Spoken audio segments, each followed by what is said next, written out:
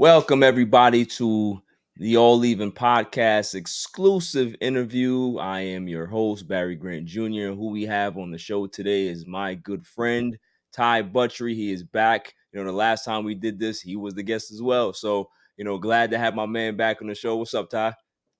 What's up, Barry? Thanks for having me, man. I'm glad we can make the time work. It was kind of hectic there with baseball, but I Yeah, always yeah. love coming on the show, man. You're a great host, and you're you're hustling, and I respect it so much. So thanks for having me. Nah, man, I appreciate you, man. As always, like me, I'm patient. I will wait. I'm not gonna harass you and all that stuff. So we tried to coordinate a couple of times, but you're busy doing your thing. So obviously, I gotta wait on your time. But it's all good, man. It worked out, and we're here now, and we're gonna have a lot of fun. Absolutely, let's do it. Yeah, man. So I definitely want to just deep dive into obviously you got signed to the Astros organization. It's a fresh start. Kind of take me through the process of like how that, we kind of talked about it before, but definitely like, how Houston was the one that you chose and decided on and kind of, went from there. Yeah. So, well, first off, thanks for being so respectful towards the schedule, and that's what honestly makes a good host is you understand how the athletes are and your hosts, and I appreciate you not getting upset because there's like a couple times we had something and Yeah. schedule got mixed up last minute. So thanks for understanding that. And to just to get into your first question, man. This last off season was crazy. I mean, I was basically training out in San Diego, working with Doug White, former Angels pitching coach, and him and I really did a lot of groundwork to basically get my body and get my system unlocked to even handle a load. I was out of shape still. I still wasn't, my fast twitch muscle fibers weren't there. I have a pretty good sense awareness of where my body is, and I knew it wasn't where it needed to be MLB caliber. And so we worked hard for 3-4 months, and it all kind of came down to a couple things. I had an agent. I was currently over at Vayner Sports, 𝐥𝐤𝐤𝐬's agency, working with a great agent, 𝐦𝐤𝐤𝐬. Just the relationship to me wasn't going in the direction that I thought. Both of us, it was a very understandable situation. I left. I kind of wanted to go more of a private route with Doug. The pitching coach he's been my agent representing me. So different dynamic than anything I've ever done. Different dynamic for him. I was his first client. Doug was a former pitching coach, coordinator, bullpen coach for the Houston Astros, and so he had a very good connection with the Astros, and Doug's respected throughout the baseball world. So I think for me, it was more or less I need to get back to throwing hard, seeing consistent velo, averaging 97, which is what I averaged in 2018 and 19.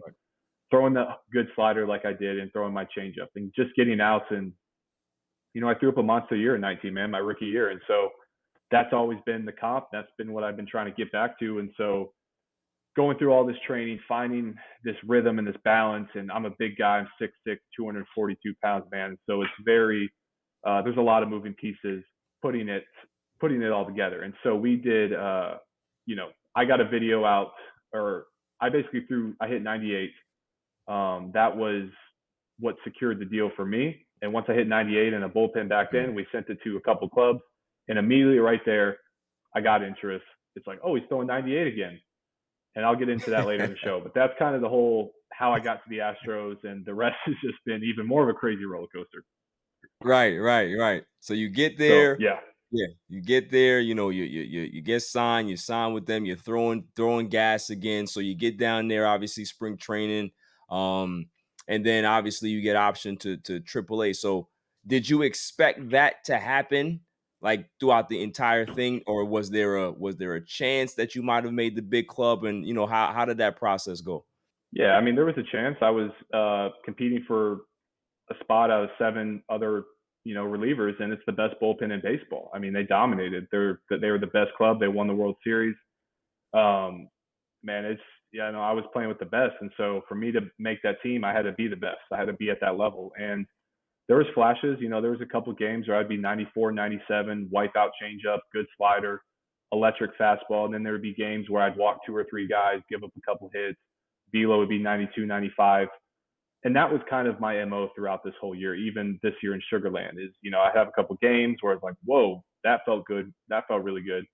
And then there was games where it wasn't. And so I'm sitting here trying to put all these pieces together, compete, throw hard, train, get all my sleep schedule, get back into the competitive mindset of being a high inning reliever. And Houston understood that. I think at the beginning they understood that. I wish they would have understood how much this process is and of me getting back to my former self. I think this is a business at the end of the day. And I got released, and it was a very simple thing saying, hey, we see your value, but we're not going to use you. We're not going to use you this year. And for that, we're going to grant you release. And it was a very honest, direct message. And I actually respect that because that doesn't happen a lot in the world. People don't, they kind of sugarcoat it. But it was cool. I was, like I said, in spring training, I was throwing well, had some really good games. I had some bad games. And so for me, being a competitor, man, I thought I could get in there. I thought I could get in the bullpen. I thought I had a shot. Looking back, it's kind of was unrealistic given where I was. I mean, I think in order to crack that pen, I would have been needing to be 97 to 100, 86 mile an hour slider, throwing my changeup for strikes, punching a guy, striking a guy out or two an inning. And it wasn't the case. And so, man, it was an awesome 4 months. I learned a lot. I got a lot better. I actually dominated AAA. I had one blow up game. I had like a 2-year ERA through 17, 18 innings. And then I gave up 5 runs in Vegas. And like 2 days later, I got released. So I'm like, really? Like I just dominated for 14 games, and I gave up one bad game out of 16, and I get canned. But it was never for developmental reasons. They signed me because they wanted to use me in the big league club, and they said, hey Ty, we're not going to use you in the big league club. You're out. And the only thing that sucks is I don't get a paycheck right now. Right. And I don't get free meals a day. So, but it's part of it, man.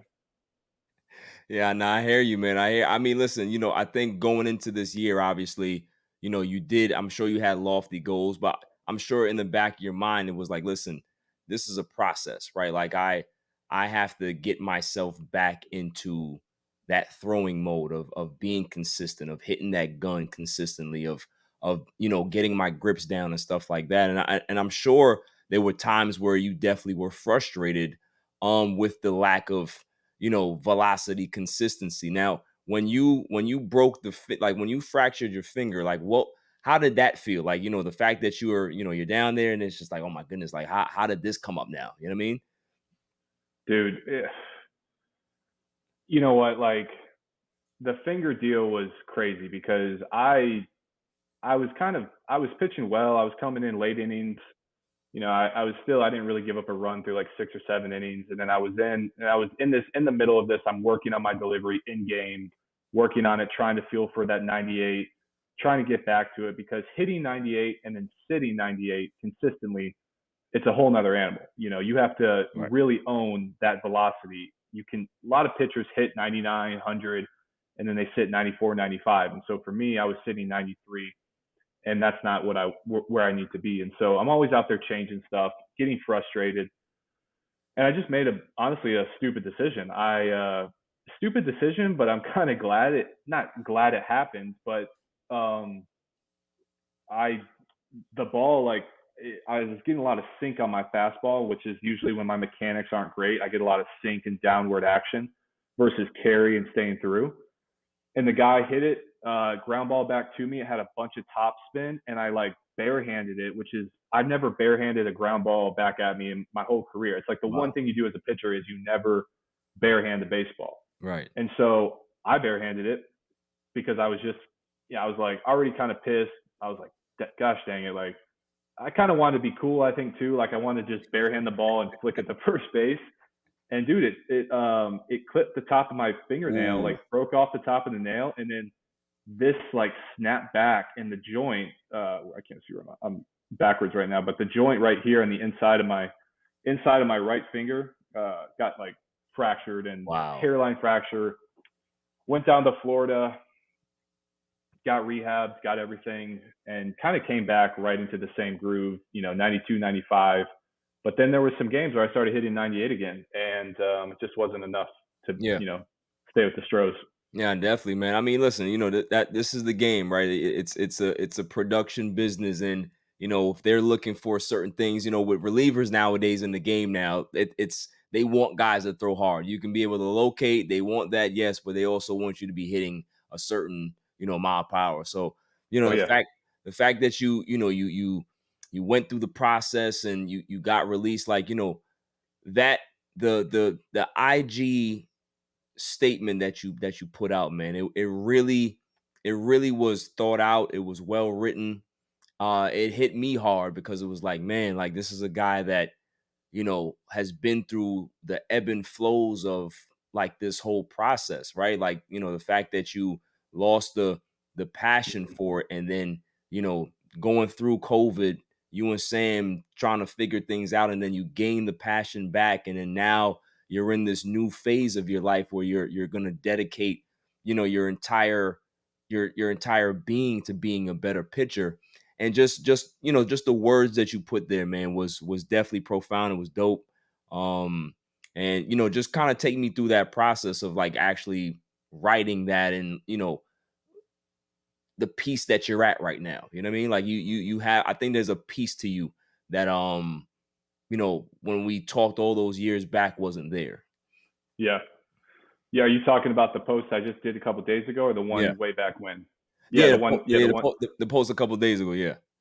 Yeah, man, like that's kind of the same deal. Like, I mean, I try to be.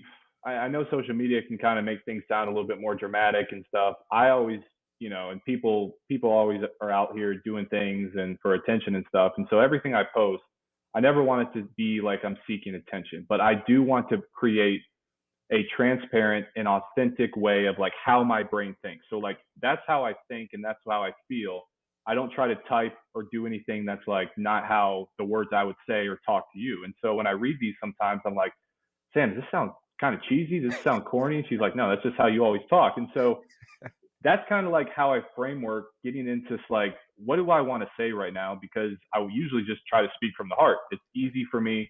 I don't feel like I'm phony. I don't feel like I'm lying to myself or to anybody. So I always try to speak from the heart. And that's kind of what I did a couple years ago when I needed to say something. And then recently I posted that similar, just kind of a different light, just kind of giving an update on stuff. And a lot of people, man, when they see all the work I was posting the last year and a half after coming back from the game, going to sign with the Astros, doing all these things, and then for me to be released, it's kind of like, dang, man, like I thought the story, it's kind of like the plot thickens. It's like I thought he was going to be with the Astros. I thought I was going to be with the Astros. I thought I have a shot at winning a World Series this year. I thought everything, the gravy train would be back. And then it's like it just happens just like that, which was it was sad. Like it was actually saying goodbye to my teammates. I really built a good camaraderie with the guys there, and they're awesome dudes. And I just respect them a lot. And so, like when you leave that situation, I just kind of wanted to verbalize that, and contextualize that through IG and let people know um, what's on my mind, what's the update, what's happening, and what I plan on doing, and where my mindset is. And so, and that's kind of what I wanted to take people through. It's like, hey guys, I just got released. I don't think most athletes go out there and say, hey, I got released. It can be kind of embarrassing, but I don't really care about that. I don't really care about what people think. I used to a lot, and how I don't as much. And it's just a good tool for me to like, hey, this is what I'm going to put out here. And also, it's just the update of this community. Like I've been on social media. I was one of the first on, back in when Instagram came out. My wife Sam, she does a bunch on social media. I have a lot of fun on it. I have a lot of fun talking with fans and friends and yourself, and I meet a bunch of people. And so people are bought into my story because I want them to be bought in. I want to take this journey with them and with the people that support me. I don't want to do something with people that don't support me. I mean, not to throw hate on it, but it's like, cool, if you don't support what I'm doing or how I say it, no problem. But I'm going to be myself all the time, authentically, if I can, as much to my ability. And so that's all that was. That was just me updating everyone, saying, listen, guys, I got released by the Astros. Like I narrowed in why I even like playing this game. I was starting to narrow it in last year. It's to throw hard. It's energy, being in a stadium. meeting a ton of cool people, meeting like-minded individuals, hard workers, get better, goal-oriented, self-improvement, growth mindset people that I like being around, because when I'm around those people, it helps me become better. And so that's kind of where I wanted to say. I wanted to kind of set the record straight. I'm not running away saying I'm going to quit again or I'm going to retire. I'm going to double down and work even harder. And so that's what I wanted to convey to people. And so now it's back to, I posted today, like, day one, getting better, get better. Like, that's it, man. Like, that's all we're trying to do, Barry. Like, if you're in a job or you're in a profession and you're not trying to get better and you're just okay with the status quo, I'm not going to hate on you. Like, do your thing. But for me, dude, we got one life on this rock floating in the middle of nowhere. It's like, I'm going to actively every day try to do something that's getting better. Right. Like, I truly believe that if you take that mindset, you're going to fail a lot. You're going to fail a lot, but you are going to learn a lot about yourself and about your profession that you may have never knew. No, absolutely, man. I mean, like, just like you said, like, you connect with so many people. And I think, a lot of people took that journey with you, myself included, right? So, we felt like we were a part of the Astros, you know what I mean? And you going through the journey and you fracturing is, every ups and downs, every achievement is like, man, we felt it with you. So, this journey that you're on, I think it's inspiring, especially for a lot of, the kids that are coming up, the minor leaguers that are going through their careers, and things may not go the way they envisioned it when they got signed or whatever it is, but you just got to stay the course and keep pushing on. And there's going to be a lot of disappointments down the road, but when those wins come, they're going to feel so much better, you know what I mean?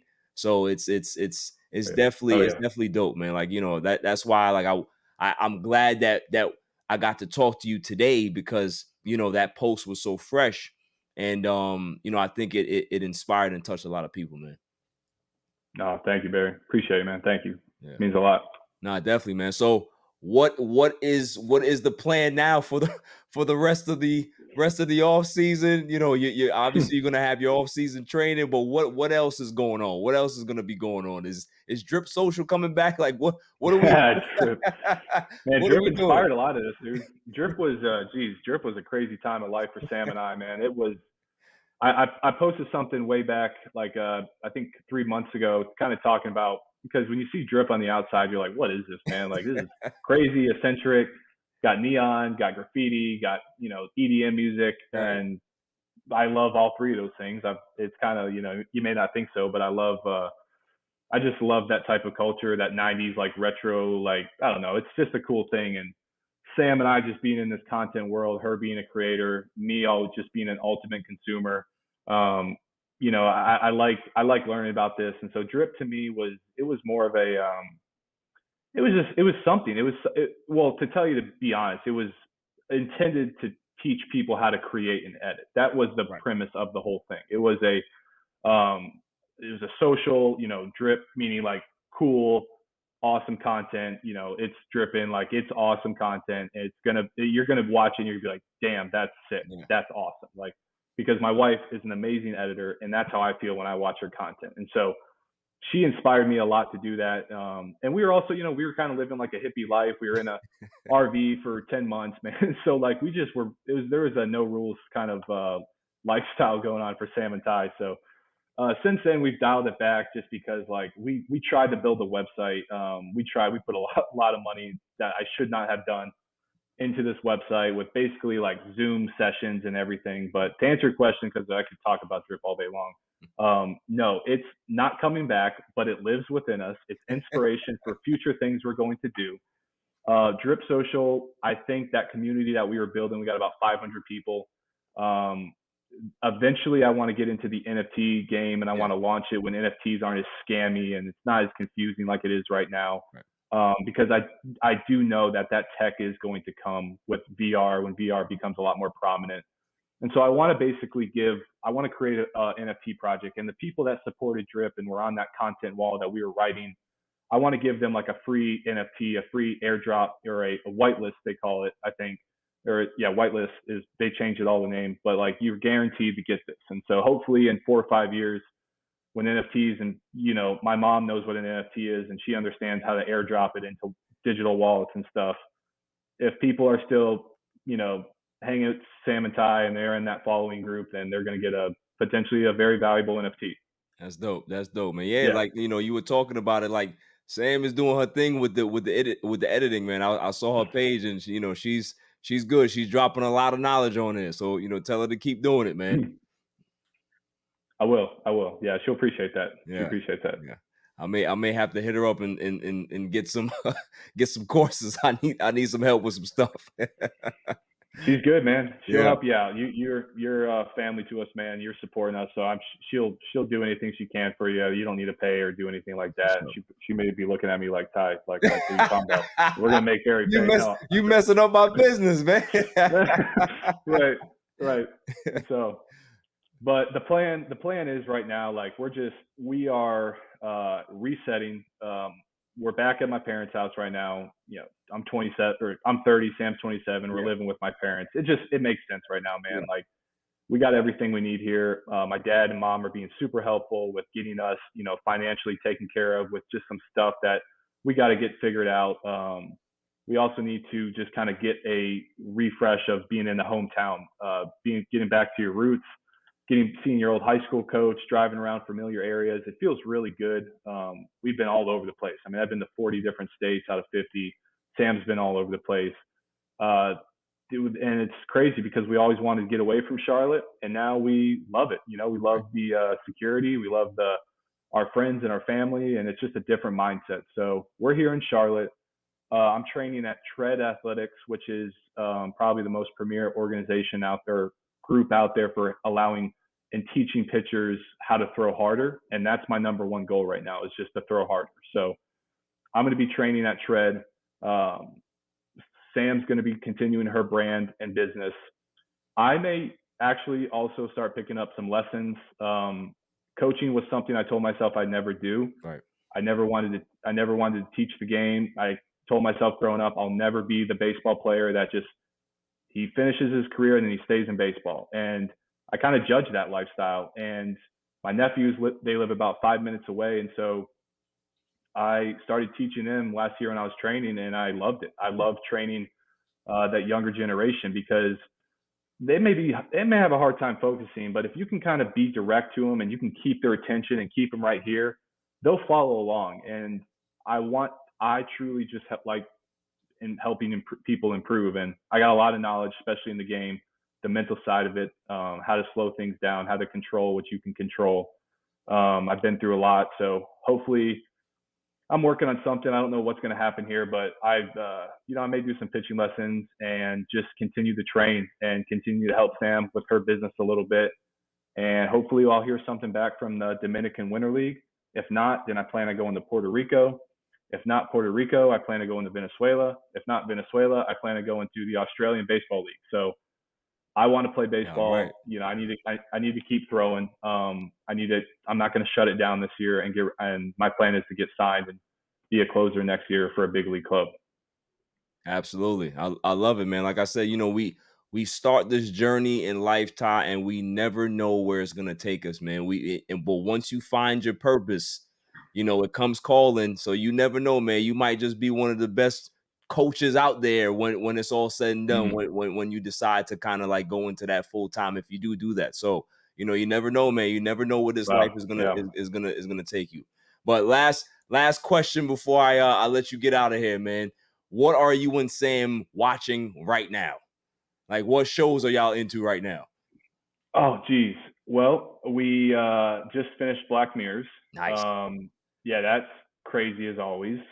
We just watched a show I think it's called Paradise. We were in Vegas watching it. That's crazy. That is a like futuristic show about people like give up their basically like if you're in debt or something or you need a loan, they have this machine and it sucks the life out of you. And so you like if you want to give up 30 years, it's going to like give you 500K and you may need that 500K to pay a loan. Or like Wow. if you want to buy 30 years, then you need to like buy it. And then like, but it's kind of crazy in society because it's basically about like rich people just like having the money and like poor people not being able to like live, and then they give this money, and then the people. It's like deep, dude. It's Yeah, deep. yeah. I'm like, I didn't expect it. I think it's called Paradise. That's what we watched the other day. Uh, to be honest, that's really it. Like Sam and I last night, we turned Netflix on. And I'm like, you feel like watching Netflix right now? I'm like, I kind of just want to talk to you outside on the porch and just Right. talk, talk about business, talk about life, Yeah. talk about just like chill and talk. And like, we were like, yeah, I don't want to watch Netflix. And so something will come out that we'll watch again. But Yeah. those are the Yeah. two main right now. All So, right, cool, man. That's what's up, man. Well, listen, Ty, yeah, you're my guy, man. I'd love to come down there where you guys are at and film like a vlog episode one day. So, we can be able to set that up, man. That'd be dope. That'd be dope. man, we love that. We love that for sure. We'll take you out. You can crash in my parents' house in the spare room. So you don't need a hotel, man. So you got a room there, my in-laws or my buddies. So we can save you a little bit of money on that case. But regardless, Barry, you're going to be a star in this podcast world, and you probably already are. But I love it, man. You got it. And I told you this last time. I love your energy. You ask great questions. You get it. You're good, man. And I appreciate it. Now, I appreciate you, my guy. We'll talk, man. Definitely. Thank you.